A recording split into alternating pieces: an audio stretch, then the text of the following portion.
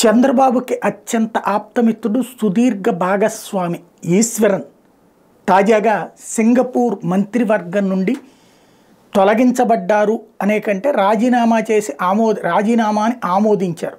ఎందుకు అంటే criminal conspiracy అని కూడా కాదు, అవినీతి క్రిమినల్ కరప్షన్ ఛార్జెస్ అనాలన్నమాట. తనని దాదాపుగా 3-4 నెలల క్రితమే ఈశ్వరన్ మీద అవినీతి ఆరోపణల మీద విచారణ చేస్తూ ఆయన్ని పక్కన పెట్టారు, సెలవు మీద పంపించారు. అక్కడ ఉన్నటువంటి ప్రధానమంత్రి లీ సింగపూర్లో కరప్షన్ అనేదాన్ని చాలా సీరియస్గా చూస్తారు.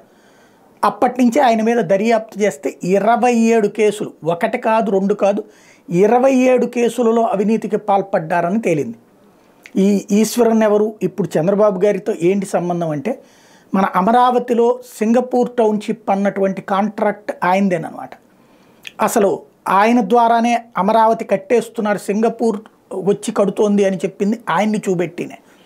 ఆ ఈశ్వరన్ ఇప్పుడు తన మంత్రి పదవికి రాజీనామా చేశారు 2 రోజుల క్రితం. అసలు ఎవ్వరికీ తెలియలేదు. ఆంధ్రప్రదేశ్లో మీడియా ఎక్కడెక్కడో జగన్కి సంబంధించినటువంటి కేసులలో ఎక్కడో కోనేరు ప్రసాద్ వెళ్తే దానికి సంబంధించి విదేశాల్లో ఉన్నటువంటి వార్తలు కూడా సేకరించగలిగినటువంటి మీడియా ఇక్కడ ఈశ్వరన్ విషయంలో తెలిసి ఉండి కూడా దాచి ఉంచవచ్చు. ఎందుకంటే 2 రోజుల క్రితం ఈశ్వరన్ కోర్టుకు తాజాగా కోర్టుకు వెళ్ళినటువంటి సందర్భంలో 2 రోజుల క్రితమే ఈశ్వరన్ రాజీనామా చేసేశారట.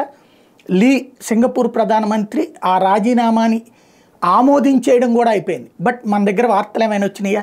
ఇదే ఈశ్వరన్ గురించి బ్యానర్ హెడ్డింగ్లు వచ్చినాయి గతంలో మన దగ్గర. బాబు గారికి అత్యంత ఆప్తుడు, సింగపూర్లో ఆయనకి వ్యాపార భాగస్వామి అంటారు కానీ అది మనం ధృవీకరించలేం. ఆయనకి బాగా క్లోజ్, ఆయన్ని తీసుకొచ్చినే మనకు అనేక ఒప్పందాలు ఇట్లాంటివి కూడా జరిగింది. ఆ ఈశ్వరన్ 27 అవినీతి ఛార్జెస్లో ఇప్పుడు తను కేసు ఎదుర్కొంటున్నాడు. కోర్టులో ఛార్జ్షీట్ దాఖలు చేసింది అక్కడ ఉన్నటువంటి ప్రభుత్వం. ఆయన గిల్టీ అని చెప్పి ఆయన మీదన నేరాలుకి సంబంధించిన ప్రాథమిక ఆధారాలు ఉన్నాయని ఆయన కోర్టులో దానికి సంబంధించి అటెండ్ అయ్యారు.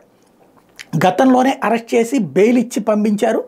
ఆ తర్వాత ఆయన్ని ఇన్ని రోజుల పాటు తన మంత్రి పదవికి పక్కన పెట్టారు. ఇప్పుడు ఆ మంత్రి పదవి ఎప్పుడైతే అభియోగాలు నిజమని నిర్ధారించి పోలీసులు కోర్టులో కేసు సబ్మిట్ చేశారో ఆయన చేత రాజీనామా చేయించారు. ఆ రాజీనామాని ఆమోదించేశారు ప్రధానమంత్రి.